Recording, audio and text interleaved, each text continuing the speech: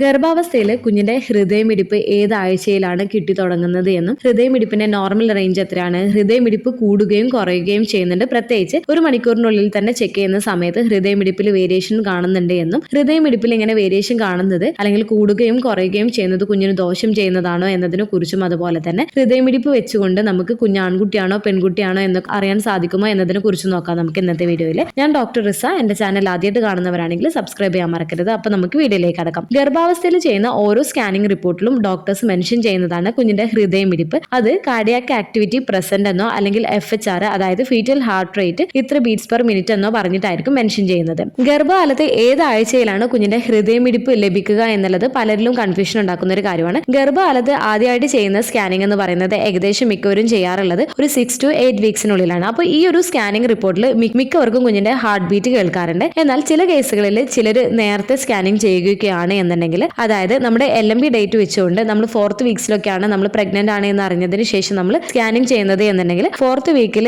Gestational സാക്കും, 5th വീക്കിലാണ് എന്നുണ്ടെങ്കിൽ gestation സാക്കും യോസാക്കും, 6th വീക്സിൽ gestational സാക്കും യോസാക്കും, fetal പോളും അതിനകത്ത് നമുക്ക് കുഞ്ഞിന്റെ ഹൃദയമിടിപ്പും കേൾക്കാൻ സാധിക്കുന്നതാണ്. എന്നാൽ ചില കേസുകളിൽ ചിലർക്ക് ഈ ഒരു ഫസ്റ്റ് സ്കാനിംഗ് സമയത്ത് കുഞ്ഞിന്റെ ഹൃദയമിടിപ്പ് ലഭിക്കണമെന്നില്ല. കാരണം ലേറ്റ് ആയിട്ടാണ് കൺസീവ് ആയത് എന്നുണ്ടെങ്കിൽ കുഞ്ഞിന്റെ ഹൃദയമിടിപ്പ് ഒരു 6 വീക്സിൽ കേൾക്കണമെന്നില്ല. അതുകൊണ്ട് തന്നെ പലപ്പോഴും ഡോക്ടേഴ്സ് ഒരു 2 വീക്സ് കഴിഞ്ഞുള്ള സ്കാനിംഗ് പറയാറുണ്ട്. ഇങ്ങനെയുള്ള ഒരു കേസിൽ ഹെൽത്തി പ്രഗ്നൻസി ആണ് എന്നുണ്ടെങ്കിൽ പിന്നീട് ചെയ്യുന്ന സ്കാനിങ്ങിൽ നിങ്ങളുടെ കുഞ്ഞിന്റെ ഹൃദയമിടിപ്പ് ലഭിക്കുകയും ചെയ്യുന്നതാണ്. അതുകൊണ്ട് തന്നെ ആദ്യ സ്കാനിങ്ങിൽ കുഞ്ഞിന്റെ ഹൃദയമിടിപ്പ് ലഭിച്ചിട്ടില്ല എന്ന് വിചാരിച്ചിട്ട് ആരും തന്നെ ടെൻഷൻ ആവേണ്ട കാര്യമില്ല. ഇനി കുഞ്ഞിന്റെ ഹൃദയമിടിപ്പ് ആദ്യ ആഴ്ചകളിൽ നമ്മൾ ടെസ്റ്റ് ചെയ്യുന്ന സമയത്ത്, അതായത് 2 വീക്സിലൊക്കെ ആണ് എന്നുണ്ടെങ്കിൽ കുഞ്ഞിന്റെ ഹൃദയമിടിപ്പ് ചിലപ്പോൾ ഒരു 100 ബീറ്റ്സ് പെർ മിനിറ്റിലായിരിക്കും ലഭിക്കുന്നത്.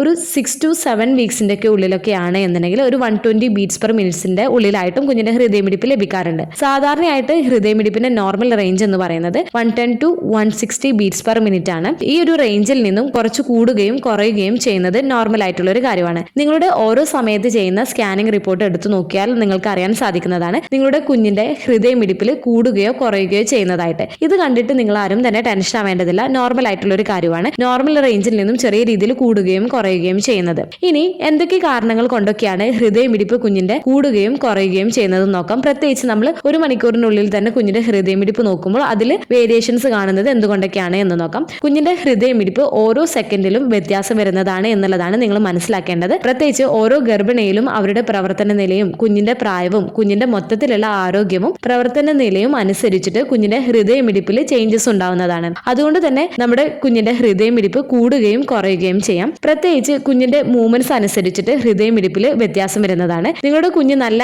ആക്റ്റീവ് ആയിട്ട് ഇരിക്കുന്ന സമയത്താണ് എന്നുണ്ടെങ്കിൽ കുഞ്ഞിന്റെ ഹൃദയമിടിപ്പ് കൂടാനുള്ള സാധ്യതയാണ് ഉള്ളത്. അതുപോലെ തന്നെ കുഞ്ഞ് ഉറങ്ങിക്കിടക്കുന്ന സമയമാണ് അല്ലെങ്കിൽ കുഞ്ഞ് സൈലന്റ് ആയിട്ട് ഇരിക്കുന്ന സമയമാണ് എന്നുണ്ടെങ്കിൽ കുഞ്ഞിന്റെ ഹൃദയമിടിപ്പ് കുറവായിട്ടായിരിക്കും കിട്ടുന്നത്. അതുപോലെ തന്നെ അടുത്തത് അമ്മയുടെ പൊസിഷനാണ്. അമ്മ കിടക്കുകയാണ് എന്നുണ്ടെങ്കിൽ, പ്രത്യേകിച്ച് മലർന്നൊക്കെ കിടക്കുകയാണ് എന്നുണ്ടെങ്കിൽ പ്രധാനപ്പെട്ട രക്തക്കൊഴലുകളിലേക്ക് ഈ ഒരു യൂട്രസിന്റെ കംപ്രഷൻ കാരണം കുഞ്ഞിലേക്കുള്ള ബ്ലഡ് ഫ്ലോ കുറയുന്നതിനുള്ള സാധ്യതയുണ്ട്. അതുകൊണ്ട് തന്നെ ഈ ഒരു സമയത്ത് കുഞ്ഞിന്റെ ഹൃദയമിടിപ്പ് കുറവായിട്ട് കാണാനുള്ള സാധ്യതയുണ്ട്. അതുപോലെ തന്നെ അമ്മ എക്സസൈസ് ചെയ്തുകൊണ്ടിരിക്കുകയാണ് അല്ലെങ്കിൽ അമ്മ എന്തെങ്കിലും ജോലി ചെയ്യുന്ന സമയത്ത് അമ്മ കൂടുതൽ സ്ട്രെസ് ഉണ്ട്, അമ്മ എന്തെങ്കിലും കണ്ട് പേടിച്ചിട്ടൊക്കെയാണ് ഇരിക്കുന്നത് എന്നുണ്ടെങ്കിൽ ആ ഒരു സമയത്ത് താൽക്കാലികമായിട്ട് കുഞ്ഞിന്റെ ഹൃദയമിടിപ്പ് കൂടുന്നതിനുള്ള സാധ്യതയുമുണ്ട്. അതുപോലെ നിങ്ങളുടെ കുഞ്ഞ് വയറിനകത്ത് കിടക്കുന്ന പൊസിഷനും കുഞ്ഞിന്റെ ഹൃദയമിടിപ്പിനെ എഫക്ട് ചെയ്യുന്നതാണ്. പ്രത്യേകിച്ച് കുഞ്ഞ് കിടക്കുന്ന രീതിയിൽ പ്ലാസിന്റെ പ്രസ് ചെയ്യുന്ന രീതിയിലാണ് എന്നുണ്ടെങ്കിൽ താൽക്കാലികമായിട്ട് ഹൃദയമിടിപ്പ് കുറച്ചേക്കാം. അതുപോലെ തന്നെ പൊക്കിൾക്കൊടിയിൽ ഉണ്ടാവുന്ന മാറ്റമാണ്. പൊക്കിൾക്കൊടിയിലേക്ക് കംപ്രഷൻ ഉണ്ട് എന്നുണ്ടെങ്കിൽ നിങ്ങളുടെ കുഞ്ഞിന്റെ ശരീരഭാഗങ്ങൾ എന്തെങ്കിലും പ്രത്യേകിച്ച് തലയൊക്കെയാണ് എന്നുണ്ടെങ്കിൽ ഇത് കുഞ്ഞിന്റെ പൊക്കിൾക്കൊടിയിൽ കംപ്രസ് ചെയ്യുന്നുണ്ട്, അതായത് പ്രസ് ചെയ്യുന്നുണ്ട് എന്നുണ്ടെങ്കിൽ ബ്ലഡ് ഫ്ലോ കുഞ്ഞിലേക്കുള്ളത് കുറച്ചേക്കാം. ഇത് കാരണം കുഞ്ഞിന്റെ ഹൃദയമിടിപ്പ് കുറക്കാം. അതുപോലെ തന്നെ കുഞ്ഞിന്റെ കഴുത്തിൽ പൊക്കിൾക്കൊടി ചുറ്റിയിട്ടുണ്ട് എന്നുണ്ടെങ്കിൽ അത് നല്ല ടൈറ്റ് ആയിട്ടാണ് എന്നുണ്ടെങ്കിലും ഇത് കുഞ്ഞുങ്ങൾ മൂവ് ചെയ്യുന്നതിനനുസരിച്ചിട്ട് ചിലപ്പോൾ ടൈറ്റ് ആവുകയോ ലൂസ് ആവുകയോ ചെയ്യാം. അതുപോലെ തന്നെ ഈ ഒരു പൊക്കിൾക്കൊടിയിൽ കംപ്രസ് ചെയ്യുകയോ ചെയ്യാം. ഇതിന്റെ ഫലമായിട്ടും കുഞ്ഞുങ്ങളുടെ ഹൃദയമിടിപ്പിൽ താൽക്കാലികമായിട്ട് കുറയുകയും കൂടുകയും ചെയ്യാവുന്നതാണ്. ഇതും സാധാരണയായിട്ടുള്ള ഒരു കാര്യമാണ്. അതുപോലെ തന്നെ അമ്മയിൽ ഉണ്ടാവുന്ന മെറ്റേണൽ ഫാക്ടേഴ്സ് ആണ്. അമ്മയ്ക്ക് കൂടുതൽ സ്ട്രെസ് ഉണ്ട് എന്നുണ്ടെങ്കിൽ, അമ്മ എന്തെങ്കിലും തരത്തിലുള്ള മെഡിസിൻസ് എടുക്കുന്നുണ്ട് എന്നുണ്ടെങ്കിലും, അമ്മയ്ക്ക് എന്തെങ്കിലും മെഡിക്കൽ കണ്ടീഷൻ ഉണ്ട് എന്നൊക്കെ ഉണ്ടെങ്കിലും കുഞ്ഞിന്റെ ഹൃദയമിടിപ്പിൽ വേരിയേഷൻസ് ഉണ്ടാക്കുന്നതാണ്.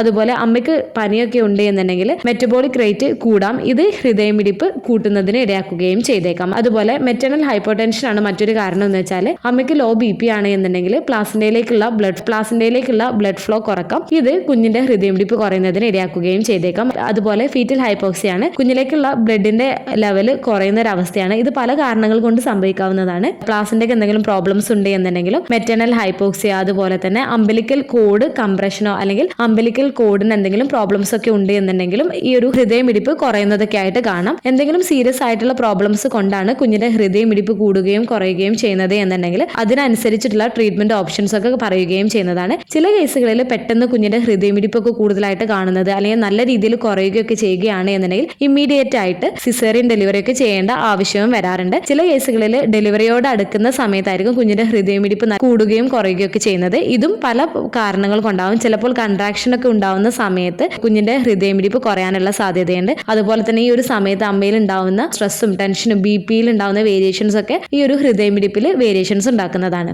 അതുപോലെ ഗർഭാവസ്ഥയിൽ ഫീറ്റൽ ഡിസ്ട്രസ് സംഭവിക്കാനുള്ള സാധ്യതയും ഉണ്ട്. ഈ പറഞ്ഞ കാരണങ്ങൾ കൊണ്ടൊക്കെ ആവാം നിങ്ങളുടെ കുഞ്ഞിന്റെ ഹൃദയമിടിപ്പ് കൂടുകയും കുറയുകയും ചെയ്യുന്നത്. അതുകൊണ്ട് തന്നെ പ്രഗ്നൻസി സമയത്ത് ചെയ്യുന്ന ഓരോ സ്കാനിങ് റിപ്പോർട്ട് നമ്മൾ കമ്പയർ ചെയ്ത് നോക്കുന്ന സമയത്ത് ലഭിക്കുന്ന ഈ ഒരു ഫീറ്റൽ ഹാർട്ട് റേറ്റ് വെച്ചുകൊണ്ട് നമുക്ക് ഒരിക്കലും ജനിക്കാൻ പോകുന്ന കുട്ടി ആൺകുട്ടിയാണോ പെൺകുട്ടിയാണോ എന്നുള്ളത് പറയാൻ സാധിക്കുന്നതല്ല. സാധാരണയുള്ളൊരു മിഥ്യാധാരണയാണ് കുഞ്ഞിന്റെ ഹൃദയമിടിപ്പ് 140 മുകളിലാണ് ലഭിക്കുന്നത് എന്നുണ്ടെങ്കിൽ പെൺകുട്ടിയാണ് എന്നും 140 കുറവായിട്ടാണ് കുഞ്ഞിന്റെ ഹൃദയമിടിപ്പ് ലഭിക്കുന്നത് എന്നുണ്ടെങ്കിൽ ആൺകുട്ടിയാണ് എന്ന് പറയുന്നത്. അപ്പോൾ ഇന്നത്തെ വീഡിയോയിൽ പ്രഗ്നൻസി പീരീഡിൽ കുഞ്ഞിന്റെ ഹൃദയമിടിപ്പ് ഏത് ആഴ്ചയിലാണ് ലഭിക്കുന്നത് എന്നും കുഞ്ഞിന്റെ ഹൃദയമിടിപ്പ് കൂടുകയും കുറയുകയും ചെയ്യുന്നത് എന്തൊക്കെ കാരണങ്ങൾ കൊണ്ടാണ്, ഈ ഒരു ഹൃദയമിടിപ്പ് വെച്ചുകൊണ്ട് കുഞ്ഞ് ആൺകുട്ടിയാണോ പെൺകുട്ടിയാണോ എന്ന് പറയാൻ സാധിക്കുമോ എന്നതിനെ കുറിച്ചൊക്കെയാണ്. ഈ ഒരു വീഡിയോ നിങ്ങൾക്ക് യൂസ്ഫുൾ ആയിട്ട് തോന്നിയിട്ടുണ്ടെങ്കിൽ മറ്റുള്ളവർക്കും കൂടെ ഷെയർ ചെയ്ത് കൊടുക്കാം. എന്തെങ്കിലും ഡൗട്ടുകൾ ഉണ്ടെങ്കിൽ കമന്റ് ആയിട്ട് ചോദിക്കാവുന്നതാണ്. അടുത്തൊരു വീഡിയോയിൽ കാണുന്നത് വരെ ബൈ.